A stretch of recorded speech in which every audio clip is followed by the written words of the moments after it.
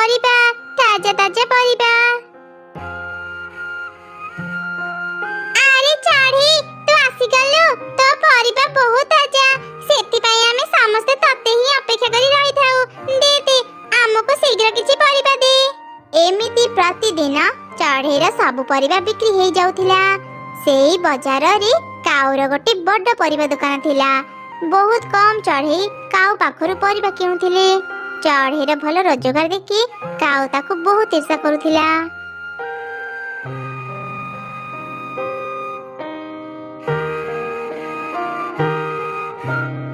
ଆରେ ମିଟୁ, ଆଜି ଆମେ ବୁଲିବାକୁ ବାହାରିଥିଲେ ନା, ତୁ ଏଠି କାହିଁକି ବସିଛୁ? ଚାଲ ଯିବା। କାଉ, ଚଢ଼େଇ ନା କେତେ ବଢିଆ ଗୋଟେ ଗପ କହୁଛି। ମୁଁ ଆଜି ବୁଲିବାକୁ ଯିବିନି, ମୁଁ ଆଜି ଚଢ଼େଇ ପାଖରୁ ଗପ ଶୁଣିବି। କାଉ ଭଉଣୀ, ତୁମେ ବି ବସ। ମୁଁ ଧର୍ମ ଆଉ ନ୍ୟାୟର ଗୋଟେ ଗପ କହୁଛି, ତୁମେ ଶୁଣିଲେ ତୁମକୁ ବି ଭଲ ଲାଗିବ। ମୋର କିଛି କାମ ନାହିଁ ତ, ମୁଁ ଏଠି ବସି ତ ଗପ ଶୁଣି ମୋ ସମୟ ନଷ୍ଟ କରିବି। କାଉ, ମତେ କିନ୍ତୁ ଚଢ଼େଇର ଗପ ଶୁଣିବାକୁ ଭାରି ଭଲ ଲାଗେ। ଯୋଉଦିନ ତା ଗପ ଶୁଣେ ନା, ମୋ ଦିନ ଭାରି ଭଲରେ ବିତେ। ପୁରା ଦିନ ମୋ ମନ ଖୁସି ଥାଏ। ହଁ, ମତେ ବି ଚଢ଼େଇର ଗପ ଶୁଣିବାକୁ ଭାରି ଭଲ ଲାଗେ। ଚଢ଼େଇ ପ୍ରତିଦିନ ନୂଆ ନୂଆ ଗପ ଶୁଣାଏ, ସେଥିପାଇଁ ଯେତେ କାମ ଥିଲେ ବି ମୁଁ ସମୟ ବାହାର କରି ଚଢ଼େଇର ଗପ ଶୁଣିବାକୁ ଆସେ। ଏତେ ଯଦି ଚଢ଼େଇର ଗପ ତମମାନଙ୍କୁ ଭଲ ଲାଗୁଛି, ତମେ ମାନେ ସବୁଦିନ ଚଢ଼େଇର ଘରେ ରହିଯାଅ ଆଉ ଦିନ ରାତି ତା ଗପ ଶୁଣୁଥାଅ। ହଁ କାଉ, ଯଦି ସେମିତି ହେଇପାରନ୍ତା ନା, ମୁଁ ସବୁଦିନ ଚଢ଼େଇ ଘରେ ରହିଯାଆନ୍ତି ଆଉ ଦିନ ରାତି ତା ପାଖରୁ ଗପ ଶୁଣୁଥାନ୍ତି। ସମସ୍ତଙ୍କ ପାଖରୁ ଚଢ଼େଇର ପ୍ରଶଂସା ଶୁଣି କାଉ ରାଗରେ କଟମଟ କରି ନିଜ ଘରକୁ ଚାଲିଗଲା। ଏ ଚଢ଼େଇ ପାଇଁ କେହି ମୋ ସହ ସାଙ୍ଗ ହେଉନାହାନ୍ତି। ସବୁଦିନ ଘର ଆଗରେ ତଳେ ଚଢ଼େଇକୁ ବସେଇ ଗପ ଶୁଣାଉଛି। ଏ ଚଢ଼େଇର ଘର ଆମ ଘର ପାଖରେ କାହିଁକି ହେଲା କେଜାଣି? ତାକୁ ଦେଖିଲେ ତ ମୋ ଦେହ ରାଗରେ ଜଳି ଯାଉଛି। ଆରେ କଣ ହେଲା? ତୁ ଚଢ଼େଇକୁ ଦେଖି ଦେଖି ଏମିତି ରାଗୁଛୁ କାହିଁକି? ରାଗିବିନି କେମିତି କୁହ? ଏ ଚଢ଼େଇ ପ୍ରତିଦିନ ଅନ୍ୟ ଚଢ଼େଇ ମାନଙ୍କୁ ଗପ ଶୁଣାଉଛି। ଆଜି ମୁଁ କେତେ ଆଶା କରି ମିଟୁ ସହ ବୁଲିବାକୁ ବାହାରିଥିଲି, ହେଲେ ଚଢ଼େଇର ଗପ ଶୁଣିବା ପାଇଁ ମିଟୁ ମୋ ସହ ଆସିଲା ନାହିଁ। ଯେବେଠୁ ଚଢ଼େଇ ଗପ ଶୁଣାଇବା ଆରମ୍ଭ କରିଛି, କେହି ମୋ ସହ ସାଙ୍ଗ ହେଉନାହାନ୍ତି। ବେଳେ ବେଳେ ତ ମୋର ଇଚ୍ଛା ହୁଏ ଏ ଚଢ଼େଇକୁ ଜଙ୍ଗଲରୁ ବାହାର କରିଦିଅନ୍ତି। ଚଢ଼େଇ ବଜାରକୁ ଆସୁ ଆସୁ ହିଁ ତାର ସବୁ ପରିବା ବିକ୍ରି ହେଇଯାଏ, ସେଥିପାଇଁ ସେ ସମସ୍ତଙ୍କୁ ସମୟ ବାହାର କରି ଗପ ଶୁଣେଇ ପାରେ। ତୁ ଜମା ବି ଚିନ୍ତା କରନି, ମୁଁ ଚଢ଼େଇ ଉପରେ ନଜର ରଖୁଛି। ଯେବେ ବି ସୁଯୋଗ ପାଇବି ଚଢ଼େଇକୁ ଏ ଜଙ୍ଗଲରୁ ବାହାର କରିଦେବି। ସେ ଗଲେ ମୋ ବ୍ୟବସାୟ ବି ଭଲରେ ଚାଲିବ। ସେମିତି ହେଲେ ତ ଖୁବ ଭଲ ହେବ। ଆଚ୍ଛା ହଉ, ତୁମେ ଯାଅ, ହାତ ମୁହଁ ଧୋଇ ହୁଅ। ମୁଁ ଆଜି ତୁମ ମନପସନ୍ଦର ଖାଇବା ରୋଷେଇ କରିଛି। ଏମିତି କାଉମାନେ ଯୋଜନା ବନେଇଲେ। ସେଦିନ ପରଠାରୁ କାଉ ଚଢ଼େଇ ଉପରେ ନଜର ରଖୁଥିଲା। ଦିନେ ସେ ଦେଖିଲା, ସନ୍ଧ୍ୟା ହେଇଗଲାଣି, ଆଜିର ଗପ ତ ସରିଲା। ଏବେ ତମେ ମାନେ ଘରକୁ ଯାଅ, କାଲି ପୁଣି ଆସିବ, ମୁଁ ଗୋଟେ ନୂଆ ଗପ ଶୁଣେଇବି। ଆରେ ଚଢ଼େଇ, ଆଜି ଆମେ ତୋ ପାଇଁ କିଛି ଚାଉଳ ଆଣି ଦେଇଛୁ, ଏଇ ନେ। ଆରେ ଆରେ, ଏସବୁ କାହିଁକି ଆଣିଛ? ମୁଁ କଣ ଏସବୁ ପାଇଁ ତମମାନଙ୍କୁ ଗପ ଶୁଣାଉଛି? ତମ ସମସ୍ତଙ୍କୁ ମୋ ଗପ ଭଲ ଲାଗେ, ସେଥିପାଇଁ ମୁଁ ତମ ସମସ୍ତଙ୍କୁ ଗପ ଶୁଣାଏ, ଏସବୁ ପାଇଁ ନୁହଁ। ଚଢ଼େଇ, ତୁ କେତେ କଷ୍ଟ କରି ଆମକୁ ପ୍ରତିଦିନ ନୂଆ ନୂଆ ଗପ ଶୁଣାଉ, ଆମେ କେବଳ ତତେ ଛୋଟ ଉପହାର ଦେଉଛୁ। ଘରେ ପୁଣି ତୋର ଗୋଟେ ଝିଅ ଅଛି, ତାର ଦାୟିତ୍ୱ ବି ତୋ ଉପରେ। ତୁ ମନା କରନି, ଏଇ ଛୋଟ ଉପହାର ଆମ ତରଫରୁ ରଖ। ଏମିତି ସମସ୍ତେ ଚଢ଼େଇକୁ କିଛି ଚାଉଳ ଦେଇ ସେଠାରୁ ଚାଲିଗଲେ। ଏଇ ସବୁ ଘଟଣା କାଉ ଦେଖୁଥିଲା। ଆଚ୍ଛା, ତାହେଲେ ଏ ଚଢ଼େଇ ଗପ ଶୁଣି ସମସ୍ତଙ୍କଠୁ ଚାଉଳ ନେଉଛି। ଚଢ଼େଇକୁ ଫସେଇବା ପାଇଁ ମତେ ଏକ ଉପାୟ ମିଳିଗଲା। ଆଜି ଖାଲି ରାତି ହେଉ, ଏବେ ଯାଏ ମୋ ସ୍ତ୍ରୀକୁ ଏ ଖୁସି ଖବର ଦିଏ।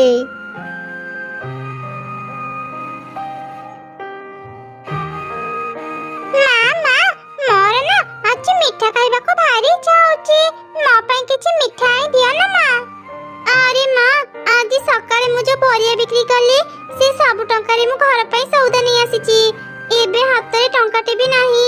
ସନ୍ଧ୍ୟା ହେଇଗଲାଣି, ପୁଣି ଥରେ ପରିବା ତୋଳି ବଜାରକୁ ଗଲେ ରାତି ହେଇଯିବ। ମୁଁ ଗୋଟେ କାମ କରି ଏଇ ଚାଉଳ ବିକି ତୋ ପାଇଁ ଆଜି କିଛି ମିଠା ଆଣି ଦେଇଥାଏ। ହଁ ମା, ସେମିତି ହିଁ କର, ମିଠା କେହି ଶୀଘ୍ର ଘରକୁ ଆସିବ ମା। ତାପରେ चढ़ी शीघ्र बाजार को गला आउ मिठा किणी घर को फेरिला। फेरु फेरु राति हे गला।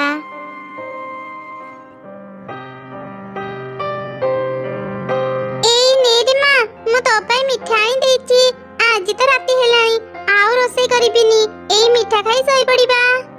अच्छा ठीक अछि मां। एई तो आम 2 बस्ता चावल एइठी अछि। गोटे चावल बस्ता मते दे आउ तापरे चाले चढ़ेर घर को जिबा। राति अनेक हेलानी से आउ तर झियो सोई पड़िथिबे। हाँ हाँ एई निया। तापरे दुई काऊ शीघ्र चढ़ेर घर को गले। मां चढ़े आउ तर झियो सोईथिले। सेई सुजगरी काऊ माने ताको चावल बस्ता चढ़े घरे रखि देई चली आसिले। परदिन सकाळे सेमाने मुखिया चिला पाखु गले। मुखिया आज्ञा काली राति रे आम घरे चोर पसिथिला। मु सहररु 2 बस्ता बासमती चावल किणी आनिथिली। भाबिथिली से सब बिक्री करिबी। हेले ता भितरे किए मोर एते बड़ क्षति करि देला। ए तुमे कोन कहउछ काऊ भाई? चोर हेले आम जंगल रे तो केही भी चोर पखी नाहंती। अच्छी जाने मोर तो ता ऊपर ही संदेह होची। काली जते बेले मो स्वामी चावल बस्ता घरे रखुथिले चढ़ी हमको देखुथिला। मते लागुची से ही हम घर चावल चोरी करिची। मो काली ताको बाजार रे चावल बिक्री करी मिठा खेइबार देखिची। ना ना चढ़ी एते बड़ भूल काम करि परिबनी। काली ताको चावल आमे देइथिलु। तमे माने चढ़ी नारी किछि भूल भाल कथा कुहनी। मु गोटे नुआ रंगर बस्तारे चावल आनिथिली।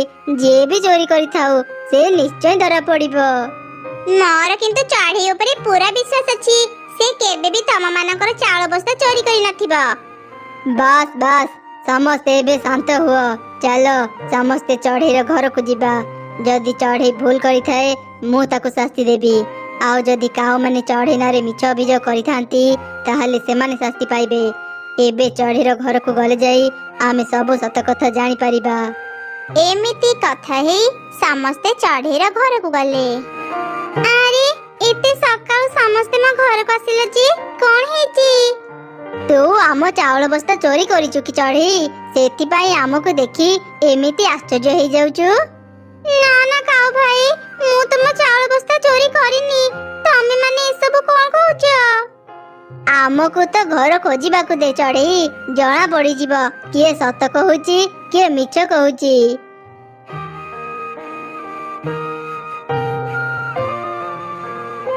एई देखो देखो एई तो मो चावल बस्ता। छी चढ़ी तू एते छोट काम केमिति करि पारिलु? अरे सुनु तू आम घरे थिबा आरो चावल बस्ता भी नहीं आसे। समस्ते देखिले प्रमाण पाई जिबे। काऊर स्त्री शीघ्र ता घर को जाई आउ गोटे चावल बस्ता नहीं आसिला।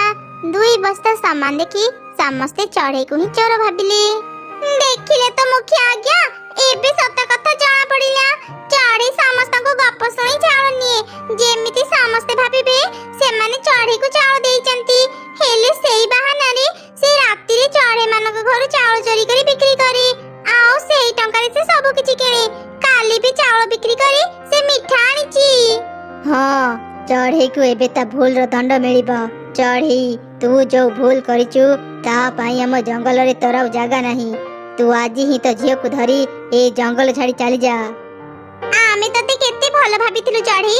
आगोर जदी जाई था तो तू गोटे चोर आमे केही भी तो गप सुनिबा को आसी न थांतु। चलो समस्ते एठु जिबा। ए चोर पखीर मुह देखिबा ही अशुभ। समस्ते चढ़ी को रागी सेठारु चली गले। चढ़ी आ तार झिया मन दुखरी कांदुथिले। मां एबे आमे कोठे के जिबा? मुखिया हमको ए जंगल रे बाहर करि देले।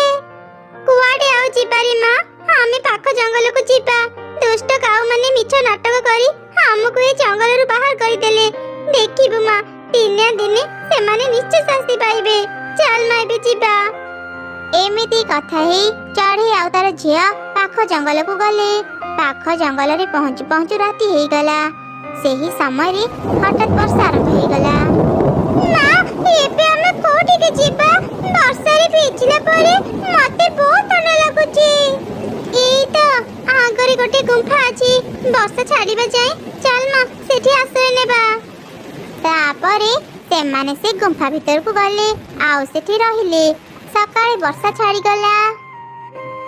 ମାରି ତତେ ଭୋକ ଲାଗିଥିବଣି, ମୁଁ ସାଙ୍ଗରେ କିଛି ବି ଖାଇବା ଆଣିନି। ତୁ ଏଠି ଖେଳୁଥା, ବେଶୀ ଦୂରକୁ ଯିବୁନି।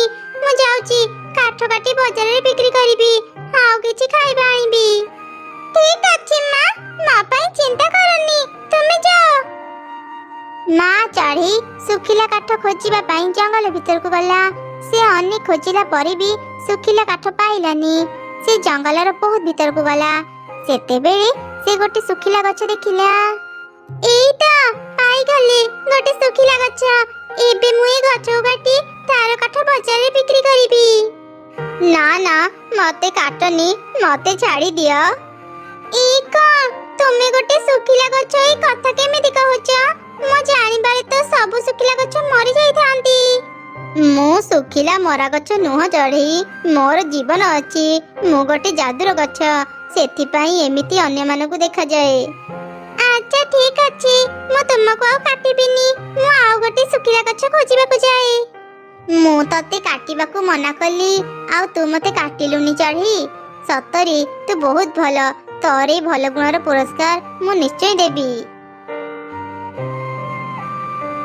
ଚଢ଼େଇ ଏବେ ତୁମ ଗଛ ଭିତରକୁ ଯା, ତୁ ଗୋଟେ ଅନ୍ୟ ଜାଗାରେ ପହଞ୍ଚିବୁ।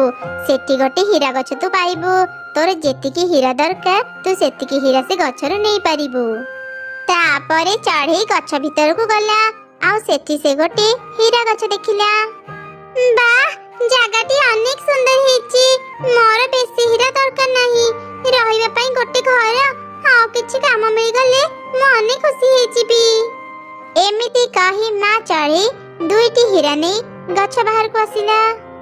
ଏ କଣ ଚଢ଼େଇ, ତୁ ମାତ୍ର ଦୁଇଟି ହୀରା କାହିଁକି ଆଣିଲୁ? ମୋର ବେଶୀ ହୀରା ଦରକାର ନାହିଁ ଗଛ, ଗୋଟେ ହୀରା ବିକି ମୁଁ ଏକ ଘର କିଣିବି। ମତେ ଆଉ ମୋ ଝିଅକୁ ଗୁମ୍ଫାରେ ରହିବାକୁ ପଡ଼ିବନି। ଆଉ ଗୋଟେ ହୀରା ବିକ୍ରି କରି ମୁଁ କିଛି କାମ ଖୋଜିବି। ସତରେ ଚଢ଼େଇ, ତୁ ବହୁତ ଭଲ ମନର। କିନ୍ତୁ ତୁ ଆଉ ତୋ ଝିଅ ଗୁମ୍ଫା ଭିତରେ କାହିଁକି ରହୁଛ? ଚଢ଼େଇ ସେ ଗଛକୁ ସବୁ ଘଟଣା କହିଲା। ଚିନ୍ତା କରନି ଚଢ଼େଇ, ସେ କାଉମାନେ ଖୁବ୍ ଶୀଘ୍ର ତାଙ୍କ ଶାସ୍ତି ପାଇବେ। ଏବେ ମୁଁ ତତେ ଯେମିତି କହୁଛି ତୁ ସେମିତି କର। ମୁଖିଆ ଆଜ୍ଞା, ମୁଖିଆ ଆଜ୍ଞା, ଶୀଘ୍ର ବାହାରକୁ ଆସନ୍ତୁ। ଆରେ ଚଢ଼େଇ, ତୁ ଏଯାଏ ଜଙ୍ଗଲରୁ ଯାଇନୁ କାହିଁକି? ମୁଖିଆ ଆଜ୍ଞା, ମୁଁ ଏ ଜଙ୍ଗଲ ଛାଡ଼ି ଚାଲି ଯାଇଥିଲି, ହେଲେ କାଉ ଭାଇ ଆଉ କାଉ ଭଉଣୀ ମୋ ପଛେ ପଛେ ପାଖ ଜଙ୍ଗଲକୁ ଯାଇ ମୋଠୁ ମୋର ଦୁଇଟି ସୁନା କାନଫୁଲ ଛଡ଼େଇ ଆଣିଲେ। କଣ ହେଲା? କାଉ ମାନେ ତ ସୁନା କାନଫୁଲ ଛଡ଼େଇ ଆଣିଛନ୍ତି, ତାଙ୍କର ଏତେ ସାହସ? ଚାଲ ଏବେ ତାଙ୍କ ପାଖକୁ ଯିବା। ଏଇ କାଉ, ମୁଁ ତ ଚଢ଼େଇକୁ ଦଣ୍ଡ ଦେଲି, ତାହେଲେ ତୁ ତା ପଛରେ ଯାଇ ତା ସୁନା କାନଫୁଲ କାହିଁକି ଛଡ଼େଇ ଆଣିଲୁ? ଏ କଣ କହୁଛନ୍ତି ମୁଖିଆ ଆଜ୍ଞା? ମୁଁ କାହିଁକି ଚଢ଼େଇର ସୁନା କାନଫୁଲ ଛଡ଼େଇ ଆଣିବି? ଏ ଚଢ଼େଇ ମିଛ କହୁଛି। ମୁଁ ମିଛ କହୁଛି କି ସତ କହୁଛି ତା ତୁମ ଘର ଖୋଜିଲେ ହିଁ ଜଣା ପଡ଼ିବ।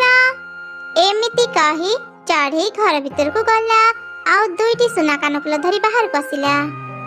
ଚଢ଼େଇ, ତୁ ଏ କାମ ଜମା ବି ଠିକ୍ କରିନୁ। ତୁ ବି ଆମ ପରି ନିଜ ଜିନିଷ ଆମ ଘରେ ରଖି ଆମକୁ ଫସେଇବାକୁ ଆସିଛୁ। ଆମ ପରି ମାନେ ତମେ ମାନେ କଣ ନିଜ ଜିନିଷ ତା ଘରେ ରଖି ତାକୁ ଚୋର ସଜେଇଥିଲ? ସତ କଥା କଣ କୁହ, ନହେଲେ ମୁଁ ତମ ମାନଙ୍କୁ ମୃତ୍ୟୁ ଦଣ୍ଡ ଦେବି। କହୁଛୁ, ଆମେ ସବୁ ସତ କଥା କହୁଛୁ। ସମସ୍ତେ ଚଢ଼େଇର ବହୁତ ପ୍ରଶଂସା କରୁଥିଲେ ତ ଆମେ ସେଥିପାଇଁ ତାକୁ ଚୋର ସଜେଇ ଏ ଜଙ୍ଗଲରୁ ବାହାର କରିଥିଲୁ। ଚଢ଼େଇ, ତୁ ଆମକୁ କ୍ଷମା କରିଦେ, ଆମେ କେବେ ବି ଏମିତି କାମ ଆଉ କରିବୁନି। ଚଢ଼େଇ ତମ ମାନଙ୍କୁ କ୍ଷମା କଲେ ବି ଆମେ ତମ ମାନଙ୍କୁ କ୍ଷମା କରିବୁନି। ଚଢ଼େଇ ତମ ମାନଙ୍କ ପାଇଁ ଅନେକ କଷ୍ଟ ପାଇଛି, ଏବେ ତମେ ମାନେ ଶାସ୍ତି ପାଇବ। ତମେ ମାନେ ଆଜି ହିଁ ଏ ଜଙ୍ଗଲ ଛାଡ଼ି ଚାଲିଯାଅ। ହଁ, ଆମେ ଆଜି ହିଁ ଜଙ୍ଗଲ ଛାଡ଼ି ଚାଲିଯିବୁ।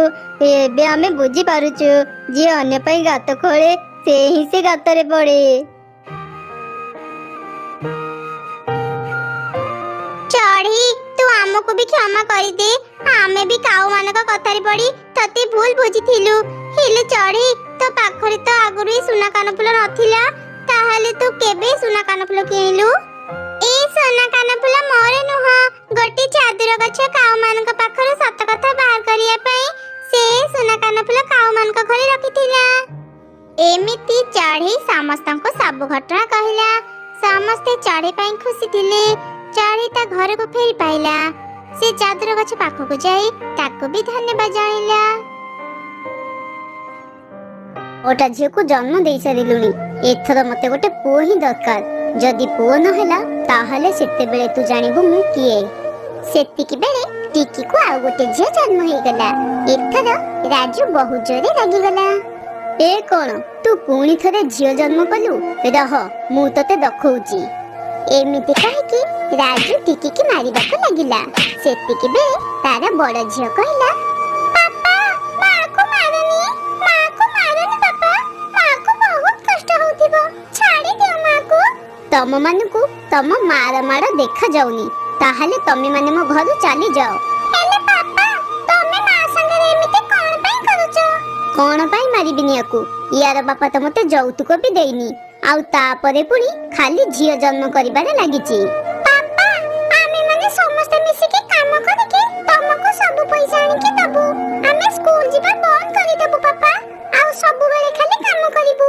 तमे मां को मारनी। तमे माने पागल होई जाइछ ना कोन? तमे माने एते छोट छोट अछ। तमको केही भी काम देबेनी। तमे माने चली जाओ एठू। आज मु ए टिकीरा भलरे मरामती काम करूची। सेते बेले जाई कि ए मोर कथा सुनिबो। एमिति कहि कि राजू सब पिलांको बाहर को बाहर करि देला। आउ टिकी की मारिबाको लागिला। अरे बौणी किछ कर ना, नहले हम मां मरि जिबो। आमे मां बिना केमिति बंचिबा? कुकु बौणी मु कोन करि परिबी? किछ भी त बुझि पारुनी। तमे माने बाहर रुहो, मु किछ गोटे करूची। पापा मां को मारनी, नहले आमे माने पुलिस पाखको जिबो। एक कथा सुनि कि राजू घर बाहर को आसिला। कोन तमे माने मो घरे रहि कि मते नाली आखी देखैबो? एबेठू तमे माने भी मो पाई मरि गलो। एतिकी कहि कि राजू सेठारु चली गला। तापरे टिकीर सब झियो ता पाखको आसिले। मां तम देहरु त रक्त बाहरुची। आमे माने तुमको मेडिसिन लगेई दोचु। सब पिला माने मिसिकी टिकी को मेडिसिन लगेई देले। मां आमे माने सब बेले एमिते तुमको मार खाइबार देखि परिबुनी। चलो आमे घर छाडी के चली जिबा। पापा आसिले आमे तांको कहिबा कि आमे आउ तांको संगे रे रहइबानी। किछि समय परे राजू सेठाको आसिला। पापा आमे आउ तमर अत्याचार संभाळी परिबुनी। आमे आउ तम संगे रे रहइबुनी। आमे माने ए घर छाडी के चली जाउछु। तमे माने तम मां कथारे आसी गलो ना? हेले मो घरे आउ काहार भी कथा चलिबनी। मु एबे तम मानको कथा बुझुची।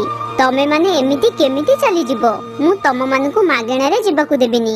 मु तम मानको बिकी की पैसा इनकम करिबी। मु एबे चिल्ला पाखकू जाउची। मु आज तम मानको बिकी की ही रहिबी। एतिकी कहि कि राजू टिकी के अवतार सब झियो मानको गोटे पंजुरी रे बंद करि देला। आउ चिल्ला पाखकू चली गला। मां एबे हमें कोन करिबा? पापा हमको चिल्ला पाखरे बिकी देबे।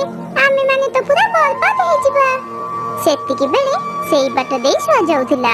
तार नजर टिकी आउता झियो मानको ऊपर पड़िला। सेतिकी बेले से टिकी पाखकू आसिला। टिकी मु जानि छी राजू ही तुमको एइठी बंदी करिछि। से तुमको सब बेले बाड़ाई। तमे चिंता करनी, मु तुम मानको एठो बाहर करिकि रहबी।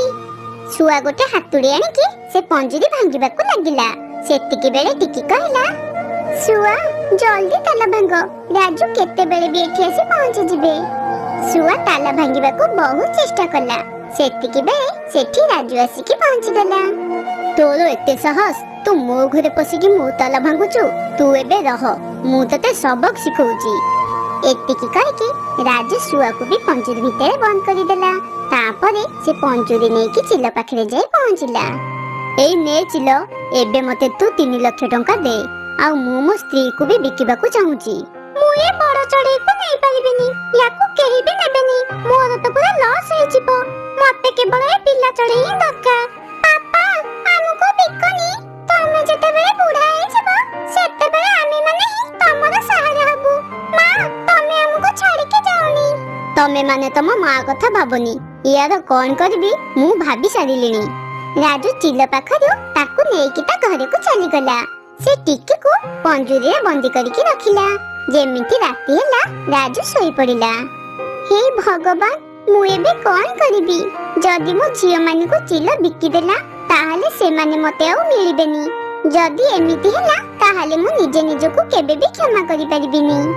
ସେପଟେ ଚିଲ ଟିକିର ଝିଅକୁ ଶିକାରୀ ଚଢେଇକୁ ବିକୁଥିଲା। ତମେ ଚଢେଇ ଛୁଆ ବଦଳରେ 1 ଲକ୍ଷ ଟଙ୍କା ଦିଅ, ଆଉ ଏ ଛୁଆକୁ ନେଇଯାଅ। ଏଇ ନିଅ 1 ଲକ୍ଷ ଟଙ୍କା। ମୁଁ ଏବେ ଯାଇକି ୟାର ତାଜା ତାଜା ମାଂସ ଖାଇବି। ହା ହା ହା ହା ହା। ମୋ ଭଉଣୀକୁ ଛାଡ଼ି ଦିଅ। ଆଉ ଯଦି ଏ ମୋ ଭଉଣୀକୁ ଖାଇଦେଲା ତାହେଲେ ମୋ ମା ତାକୁ କେବେ ବି ଛାଡ଼ିବନି। ତୁ ଚିନ୍ତା କରନା, କିଛି ସମୟ ପରେ ତୋର ବି ହାଲ ଏମିତି ହବ। ମୁଁ ଏବେ ବାକି ଶିକାରୀ ମାନଙ୍କୁ ଡାକିକି ଆଣୁଛି। ଶିକାରୀ ଚଢ଼େଇ ଟିକିର ଝିଅକୁ ସାଙ୍ଗରେ ନେଇକି ଚାଲିଗଲା। ଏପଟେ ଟିକି ଦେଖିଲା ରାଜୁ ଶୋଇଛି, ଆଉ ତା ପାଖରେ ପଞ୍ଜୁରୀର ଚାବି ବି ପଡିଛି। ଶୁଆ, ବାସ୍ ମୁଁ ଯାହା କହୁଛି ତମେ ସେଇଆ କର। ଶୁଆ ଟିକିର ପଞ୍ଜୁରୀକୁ ପେଲିଦେଲା, ଯାହା ଫଳରେ ଟିକିର ପଞ୍ଜୁରୀ ସେ ଚାବି ପାଖରେ ପହଞ୍ଚିଗଲା, ଆଉ ପଞ୍ଜୁରୀକୁ ଖୋଲିଦେଲା, ଆଉ ଜଲ୍ଦି ଚିଲ ପାଖରେ ଯାଇକି ପହଞ୍ଚିଲା। ମୋ ଝିଅ ମାନଙ୍କୁ ଛାଡ଼ି ଦିଅ, ନହେଲେ ଆମ ମାନଙ୍କ ଭିତରୁ ଜଣେ ହିଁ ବଞ୍ଚିବ। ଚଢ଼େଇ, ପ୍ରଥମେ ତ ଝିଅ ମାନଙ୍କୁ ଗଣେ, ମୋ ସହ ପରେ ଲଢିବୁ। ତୋର ଗୋଟେ ଝିଅକୁ ଗୋଟେ ଶିକାରୀକୁ ବିକି ଦେଇଛି। ଏବେ ତୁ ଯଦି ତୋ ଝିଅକୁ ବଞ୍ଚେଇବାକୁ ଚାହୁଁଛୁ ତାହେଲେ ଜଲ୍ଦି ଯାଇ ତାକୁ ବଞ୍ଚା। ଆଉ ହଁ, ଆଉ କିଛି ସମୟ ପରେ ତୋର ଏ ଝିଅ ମାନେ ବି ଆଉ ବଞ୍ଚିବେନି। ଆଉ ତୁ ଯଦି ଜିଅନ୍ତା ବଞ୍ଚିକି ଆସିଲୁ ତାହେଲେ ମୋଠୁ ତ ଝିଅ ମାନଙ୍କୁ କିଣିକି ନବୁ। ମା, ତମେ ଆମର ଚିନ୍ତା କରନି, ତମେ ପ୍ରଥମେ କୁକୁକୁ ବଞ୍ଚେଇ ଦିଅ। ଏତିକି ଶୁଣିକି ଟିକେ ଶିକାରୀ ଚଢ଼େଇ ପାଖକୁ ଗଲା। ସେତିକି ବେଳେ ବାକି ଶିକାରୀ ମାନେ ଚଢ଼େଇ ଛୁଆ ମାନଙ୍କୁ ନବାକୁ ଆସିଲେ। ମୁଁ ତାକୁ ହିଁ ଚଢ଼େଇ ଛୁଆ ଦେବି ଯିଏ ମତେ ଅଧିକ ଦାମ ଦବ। ସେପଟେ ଟିକେ ଶିକାରୀଠୁ ତା ଝିଅକୁ ବଞ୍ଚେଇବା ପାଇଁ ଶିକାରୀ ପାଖରେ ପହଞ୍ଚିଲା। ଏ ଛୁଆ ମୋର, ମୁଁ ତମକୁ ଆକୁ ଖାଇବାକୁ କେବେ ବି ଦେବିନି। ତୁ କଣ ଆକୁ ଖାଇବାରୁ ମତେ ରଖିବୁ? ରୁହ, ମୁଁ ଏବେ ତତେ ଦେଖଉଛି। ଏତିକି କହିକି ଶିକାରୀ ଚଢ଼େଇ ଟିକି ଉପରେ ଆଟାକ୍ କଲା। ଟିକି ରକ୍ତାକ୍ତ ହେଇକି ସେଠି ପଡିଗଲା। ସେ ଏବେ ଚିଲ ପାଖକୁ ତା ବାକି ଛୁଆ ମାନଙ୍କୁ ବଞ୍ଚେଇବାକୁ ବି ଯାଇପାରିଲାନି। ଏପଟେ ଶୁଆ ଟିକି କଥା ଭାବୁଥିଲା।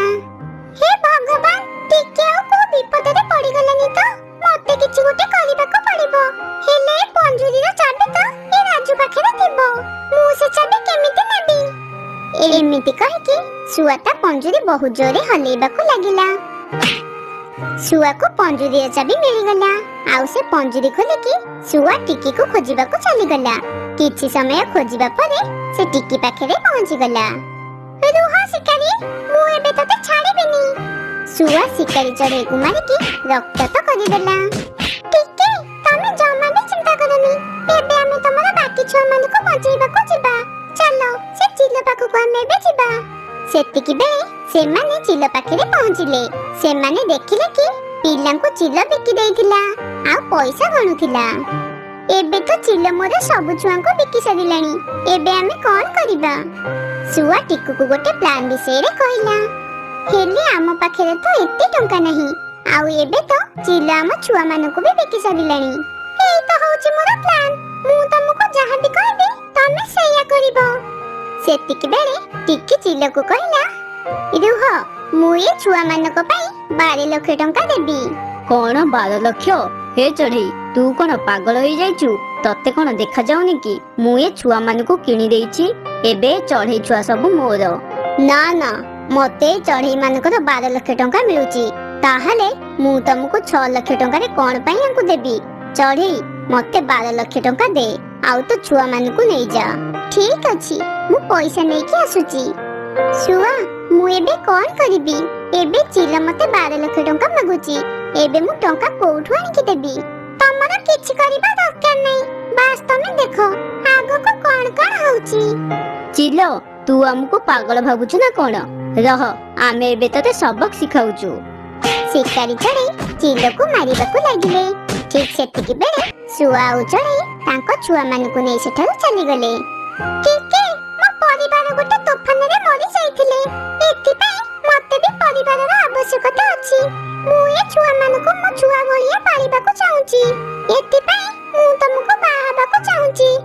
ଶୁଆ ଆଉ ଟିକି ବାହା ହେଇଗଲେ, ଆଉ ସମସ୍ତେ ଖୁସି ଖୁସି ରହିବାକୁ ଲାଗିଲେ।